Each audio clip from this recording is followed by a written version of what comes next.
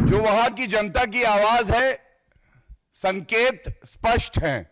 एक बड़ा बदलाव होगा। एनडीए की और भाजपा की सरकार वहां बनेगी। घुसपैठियों को चुन चुन कर बाहर करेंगे। मैं दोहरा देता हूं क्योंकि यह मूल मंत्र है, यही भाव है आज की प्रेस वार्ता का। यह किस तरह का षड्यंत्र है जेएमएम का, कांग्रेस पार्टी का, कि वहां जो हमारी बहन बेटियां हैं घुसपैठियों को पहले आने देते हैं। जिस तरह से एक तरफ एनडीए और भारतीय जनता पार्टी अपने मूल मंत्र पर चलते हुए विकास की बात कर रही है, देश को, प्रदेश के निवासियों को जोड़ने की बात कर रही है,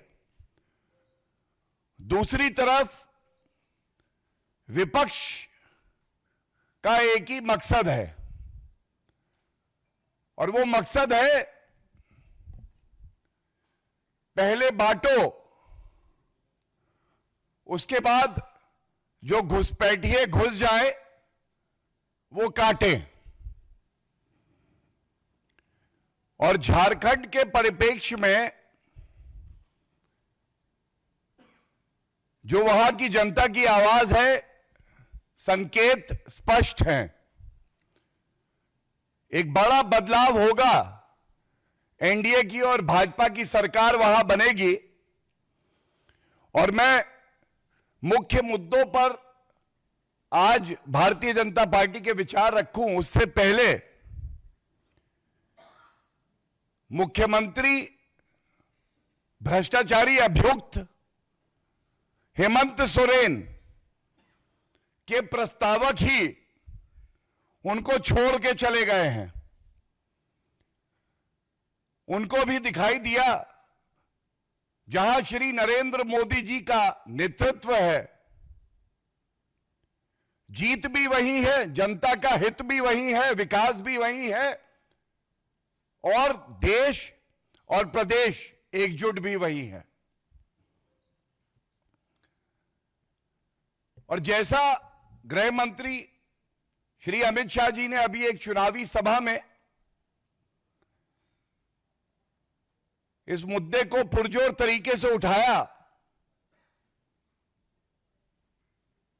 उन्होंने कहा घुसपैठियों को चुन चुन कर बाहर करेंगे। मैं दोहरा देता हूं क्योंकि यह मूल मंत्र है, यही भाव है आज की प्रेस वार्ता का। गृह मंत्री श्री अमित शाह जी ने कहा घुसपैठियों को चुन चुन कर बाहर करेंगे और जेएमएम और कांग्रेस का मूल मंत्र है घुसपैठियों का चुन चुन कर ब्याह करेंगे। घुसपैठियों का चुन चुन कर ब्याह करेंगे। अनुसूचित जनजाति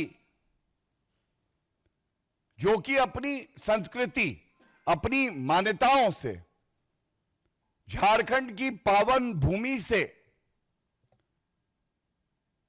प्यार करने के लिए, उनके प्रति बलिदान के लिए और समर्पित है, पूरी तरह से जानी जाती है। यह किस तरह का षड्यंत्र है जेएमएम का, कांग्रेस पार्टी का, कि वहां जो हमारी बहन बेटियां हैं घुसपैठियों को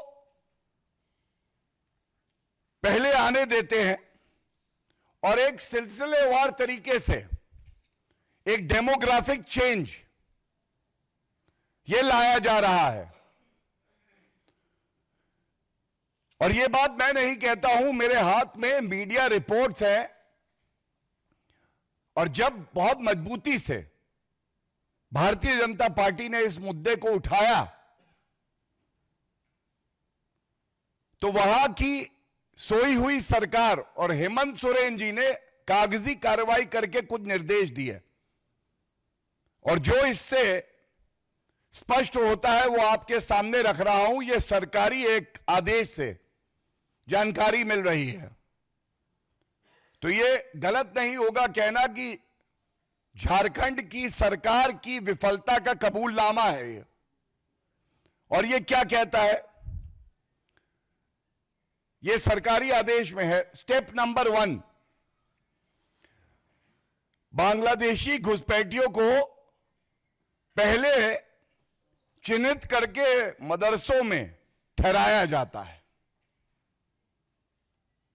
ये जो बांग्लादेशी घुसपैठिए हैं, किसी भी सरकार का, किसी भी मुख्यमंत्री का यह कर्तव्य है, यह उसकी निष्ठा होनी चाहिए झारखंड की जनता के प्रति और देश की सुरक्षा के प्रति, कि वो इस तरह की संवेदनशील सूचना तुरंत केंद्र सरकार के साथ साझा करे और ठोस कदम उठाए।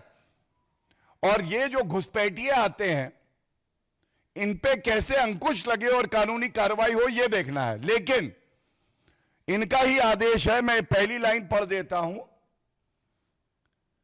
इसमें लिखा है, प्राप्त सूचना अनुसार इन बांग्लादेशी घुसपैठियों को पहले संथाल परगना क्षेत्र के विभिन्न मदरसों में ठहराया जाता है। That is step number 1। Step number 2, इसके पश्चात सरकारी दस्तावेज तैयार किए जाते हैं। ये सरकारी दस्तावेज इसलिए तैयार किए जाते हैं और कार्रवाई इसलिए नहीं की जाती है क्योंकि ये चाहे कांग्रेस पार्टी हो, चाहे जेएमएम हो, आरजेडी हो, ये सब तुष्टीकरण की राजनीति करते हैं और इनको घुसपैठियों से कोई परहेज नहीं है, बल्कि गले लगाएंगे, क्योंकि इनको पता है ये इनका वोट बैंक है। सरकारी दस्तावेज बनवाओ।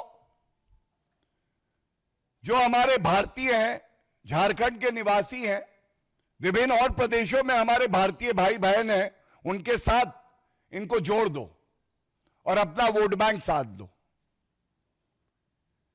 तीसरा काम फिर वही करते हैं जो मैंने अभी आपको बताया कि मतदाता सूची में इनका नाम डलवाया जाता है और यह इनका दस्तावेज कहता है।